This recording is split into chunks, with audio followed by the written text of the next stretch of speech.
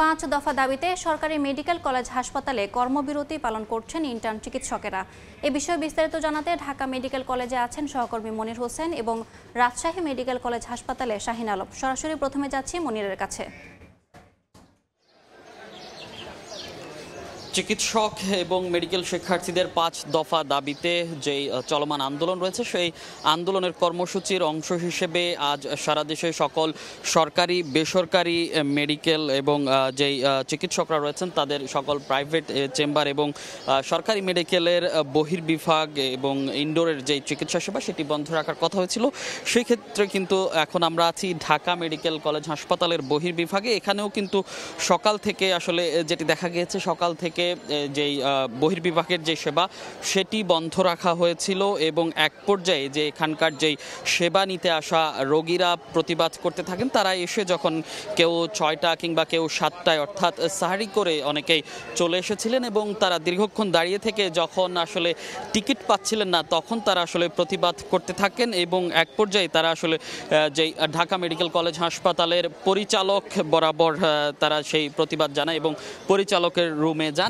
তারপরে আসলে পরিচালক এসে এবং পরিচালকের অনুরোধেই ঢাকা মেডিকেলের বহির্বিভাগের যে চিকিৎসকরা আছেন তারা সেই চিকিৎসা দিচ্ছেন। কিন্তু এই যে কয়েক ঘন্টার যেই ভোগান্তি তাতেই আসলে যে এখানকার যেই সাধারণ রোগীরা আছেন তারা আসলে তাদের ক্ষোভ প্রকাশ করছে যে এভাবে তাদের যেই সেবা সেই সেবা বন্ধ রাখার কারণে তারা আসলে হেনস্থার শিকার হচ্ছেন, একইভাবে তাদের ভোগান্তি শুরু হয়েছে। তো এবং আমরা আসলে যেটি জানতে পেরেছি যে ডাক্তার দ্বারা চিকিৎসকরা তাদের যেই 5 দফা দাবি জানিয়েছে সেই দাবির প্রেক্ষিতেই আসলে তাদের সেই কর্মসূচি চলমান ছিল এবং এখানকার যারা রোগীরা আছেন তারা যেটি বলছেন যে এরকম করে হঠাৎ করে আসলে চিকিৎসা সেবা বন্ধ করে দেয়াটা আসলে তারা ঠিকভাবে দেখছেন না এবং তারা আসলে এর প্রতিবাদ জানাচ্ছেন এবং বিভিন্নভাবে হয়রানি হচ্ছেন এবং দূর দূরান্ত থেকে অনেকেই যেহেতু ঢাকা মেডিকেলে দেশের বিভিন্ন প্রান্ত থেকে আসেন তাদের আসলে সেই যে ভোগান্তি সেটি হচ্ছে। এবং আমরা আসলে যতটুকু জানতে পেরেছি চিকিৎসকদের যে কর্মসূচি সেই কর্মসূচির অংশ হিসেবে বেলা 11টায় শহীদ মিনারে তাদের মহাসমাবেশ রয়েছে। তো সারা দেশেই আসলে চিকিৎসকদের এই কর্মসূচি চলছে। এই মুহূর্তে রাজশাহী মেডিকেল কলেজ হাসপাতালে আছেন আমাদের সহকর্মী শাহিন আলম, সরাসরি চলে যাব তার কাছে।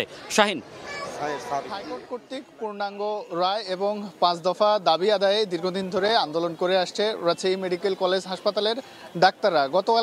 গতকাল থেকে তারা পূর্ণাঙ্গ শাটডাউন কর্মসূচি পালন করছে এবং গতকালকে সকাল 11টা থেকে বেলা 1টা পর্যন্ত কিন্তু আউটডোরের যে সেবা সেটিও তারা বন্ধ রেখেছেন এবং ধারাবাহিকভাবে আজকেও কিন্তু তারা আউটডোর এবং যারা বিশেষজ্ঞ ডাক্তার রয়েছেন তারা তাদের প্রাইভেট চেম্বারও বন্ধ রেখেছেন।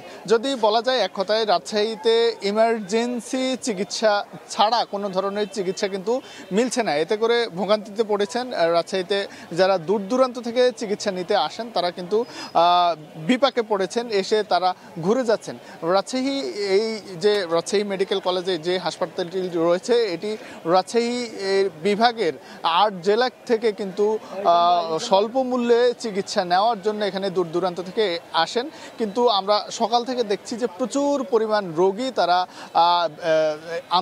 ডাক্তারদের আন্দোলনের ব্যাপারটি জানেন না, তারা এখানে আসছেন, এখান থেকে তারা কিন্তু ঘুরে যাচ্ছেন। তাদের সঙ্গে আমরা কথা বলেছি, তারা তাদের ক্ষোভের কথা জানিয়েছেন।